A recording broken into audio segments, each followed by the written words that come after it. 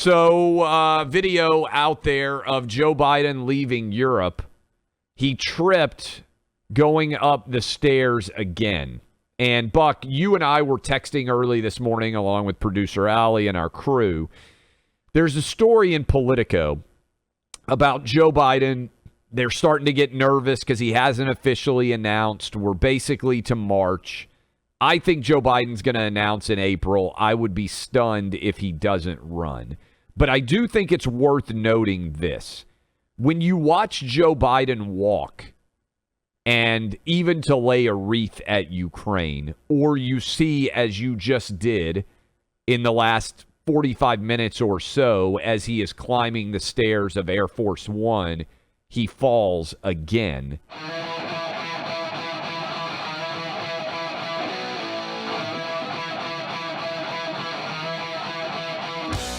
This is a guy who cannot walk. And I don't know about you, Buck, but when I watch him walk across the White House lawn to go get on a helicopter, I think to myself, every step it feels like it may lead to him falling face first. And so I just have this question for you. I think we both agree on the cognitive dementia front. He's not very good, obviously, and he's getting worse. In the wake of what we already saw from Fetterman, is there anything physically that could happen for Biden where Democrats would say he can't be our nominee, short of massive stroke and he's hospitalized for months or something of that magnitude? In other words, the debilitating behavior in press conferences and spoken events, the fact that he's tripping and falling all over himself, the fact that he can barely walk. Is there anything that adds up here? And also, for people out there who are persuadable voters, do you think the physical frailty weighs in their mind in terms of who they end up voting for?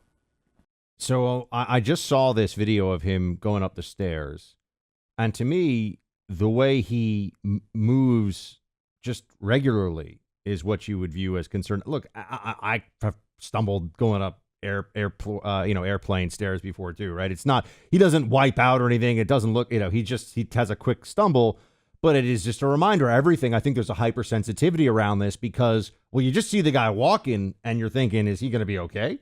And that's walking in the grass out in front of the White House after getting off the helicopter. No, my thesis on this has been, and it has been really the entire time that Biden has been president, that as long as the Democrat apparatus feels like it has the machinery in place to deliver an election win, they would roll Joe Biden out in a wheelchair on an oxygen tank, only able to mutter a few words and say, "Don't worry, he'll be fine any day now. Vote for Joe Biden." I do not think that they have any. You've been 100% right on this, because I really thought there's no way that they are going to be able to run Joe Biden in 24. After the midterms, I came on and I said I was wrong on that. I think they are going to run him. You've been steadfast that there's no way they're walking away from him, and so far you've been right. But when you see these stumbles, do you think that they register with people who are persuadable to vote? Because I think, to your point, yes, anybody can trip and fall. Anybody can stumble going up and down stairs. It happens. But when it's a reflection of a larger concern that so many already have, it echoes and reverberates in a way that it wouldn't for a 50-year-old guy who trips. I think that people now vote based upon what they think the machinery of the party will do, much more so than on individual leadership. Well, certainly they've done that for Joe Biden up to this point.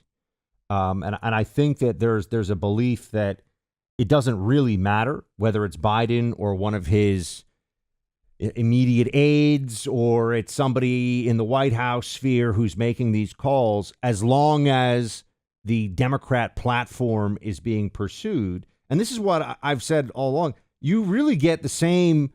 How different does anybody think a Bernie Sanders presidency would be from what we've seen with Joe Biden up to this point? I mean, the rhetoric would be a little crazier, but the actual policies, the spending, the way that he speaks about a whole range of issues, all the stuff about the middle class, it would be quite similar. And so I think that's why you get to this point where One, I think that people on the Democrat side believe, and perhaps rightly, it doesn't even matter who's in charge as long as the Democrat's in charge, because you get the same outcome, because there's no longer any belief that there's a leader here. It's just we're in charge. The sort of grand Democrat we is in charge. And that's what I think is going to propel Joe Biden forward. There was this piece in Politico, which you and I were sending around this morning, that was saying, oh, there's some people who are saying that, maybe he's having second thoughts because he hasn't. If that was serious, I still don't believe that at all. They would have to be preparing the public for the transfer, essentially, of power in office that would have to occur to his heir apparent. And the only person that could really be realistically now, as we all know, is Kamala Harris, which also makes sense because she's the vice president. But even beyond that, just within the party politics of the Democrats, and they can't do it. I think they've realized the Democrat machine is not strong enough to pull Kamala across the finish line. Only way this could be interesting. What if Joe Biden has decided that he were going to step down and that for his legacy, he determined Kamala Harris, his vice president, had to be the nominee? To your point, Buck, if he suddenly announced in August or September that he wasn't going to run, that would be handing the nomination to Kamala Harris on a silver platter.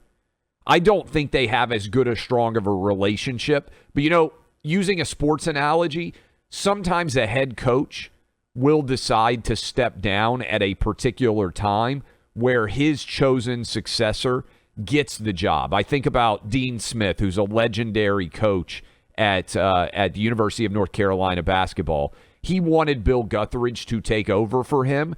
So the way that he chose to step down, or a guy like Bob Stoops, and he's elevating at the time Lincoln Riley, there is an analogy where you wait till a time when it is so impossible to go find a new coach that you guarantee who the next person is going to be.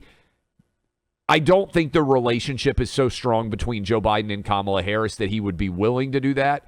But if he suddenly announced in August or September, hey, I've decided I'm not going to run, that would guarantee that Kamala was the nominee, because I don't think the apparatus would be rapid enough to shift and be able to go into full-on effect to get a full campaign otherwise. You know what I mean? Like, if he waits till the last moment, I just don't think they have that relationship. That's the only thing that would make sense if they did. Look, I'm 90% sure that Biden is going to run, and the other 10% would be some outside chance for Kamala. Health-related things so bad. Yeah, that's it, though. There's no one else. All this stuff about Newsom, I think, just wanted the headlines. What a shock. Gavin Newsom wanted more attention. But I would say this as well. We always have to remember that what we're seeing now, what you see in your day-to-day, and Biden's bellicose speech in Ukraine, and the way that he speaks about voter suppression and Jim Crow 2.0 and all these things, that's the Biden machinery that is governing. When we get back into the reelection cycle, and everyone listening to this knows this, you don't get that Biden. They're going to have I'm from Scranton, and I'm just got my lunch pail, and I'm here, and I kind of sound like I'm from the South or maybe the Midwest, even though I'm from Delaware, and I love working folks and middle class. And he'll be giving the same preposterous, pseudo folksy speech he's been given for 40 years. And some people are going to go for it.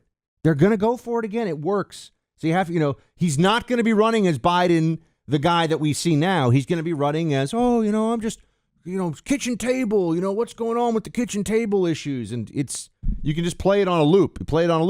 And I say this because, as absurd as it is, Biden is going to be formidable in re-election. I want everyone to understand that. I want anyone to think this is going to be a walk in the park for any Republican. I don't care who it is.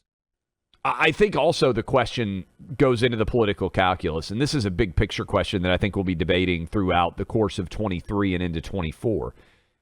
According to the numbers, we had, 156 million people vote in the 2020 election? Again, according to the numbers, 81 million for Biden, 75 million for Trump. How much of that is just Trump? In other words, if Trump weren't on the ballot, how many fewer people would have voted?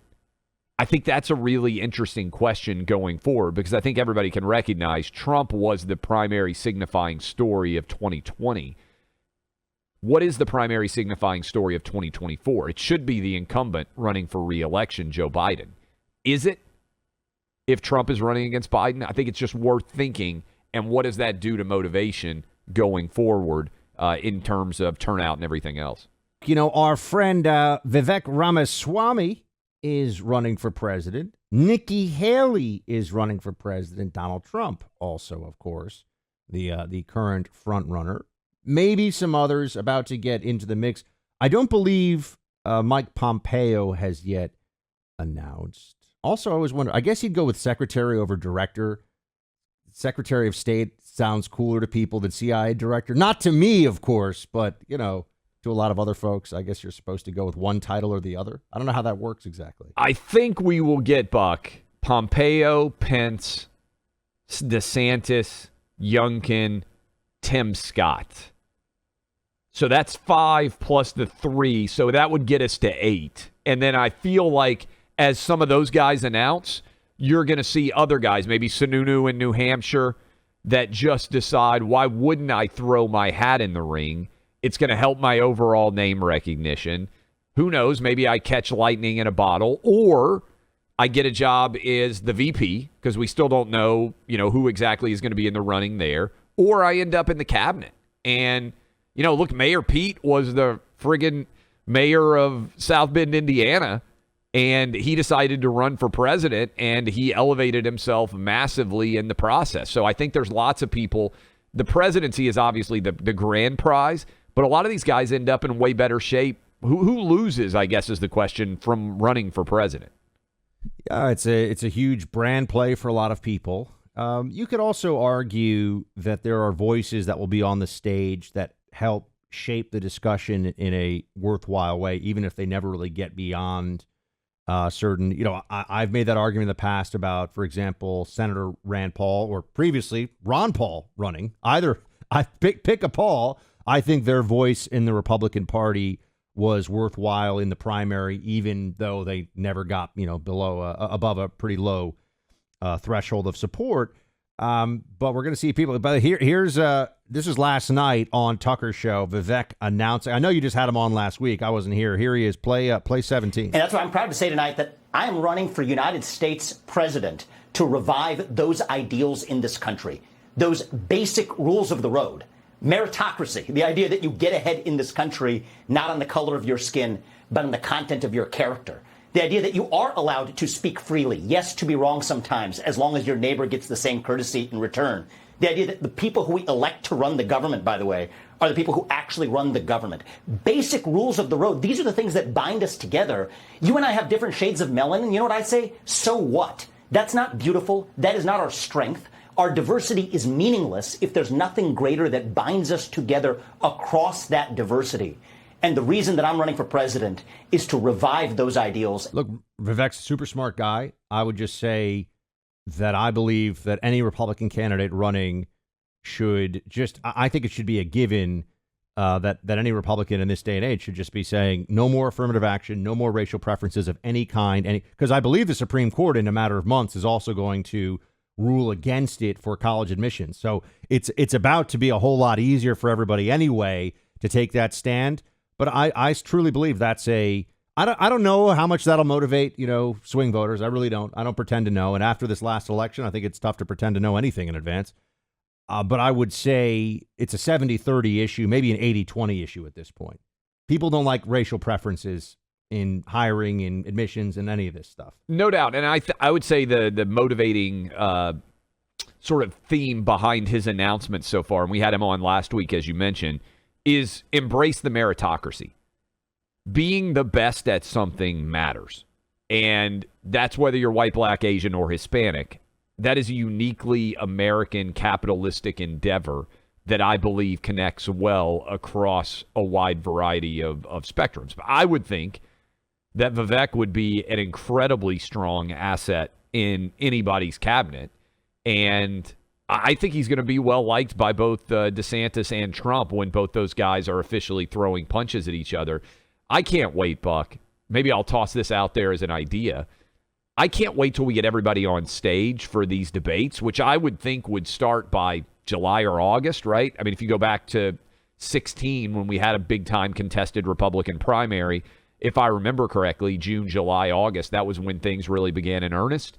Just tossing it out there. You and I could do a really good job moderating a debate. Just putting it out there. Just throwing it out there, everybody.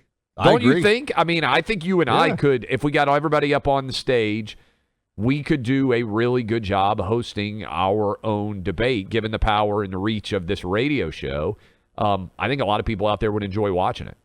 Yeah, I mean, I just want what's best for the country. I support everybody on the right who is truly for the right, and you take the same approach. We'd be fair-minded to all of them because I think they all bring something to the table.